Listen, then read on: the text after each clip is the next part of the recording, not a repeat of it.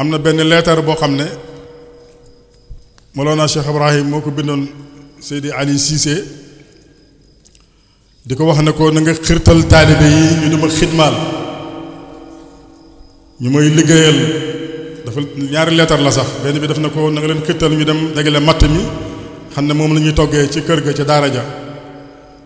ba pare mu tekki ne nag njëriñ li ci nekk loolu delluwul ci man ci ñoom lay dellu parce que karaama gënta rëy xidmaal ma man Cheikh Ibrahim radiyallahu anhu mu ne nag xal naa rëccu koo xam ne da nga sàggan ci suma xidma bés boo xamante ni mbir yépp mi ngi ci suma loxo bii ma banku ko soo fa yandamu man xaqara fi xaqina xina yabdu an al kulla fi qabdati xal naa rëccu koo xam ne dafa gàttandiku ci suma xaq man Cheikh Ibrahim boo demee ba nga xam bés ba nga xam ne mbir yépp mujj na suma loxo ma téye ko nii loolu bàyyi moo ko wax nañ ci bàyyi xel ci xilmaal ko beneen leetar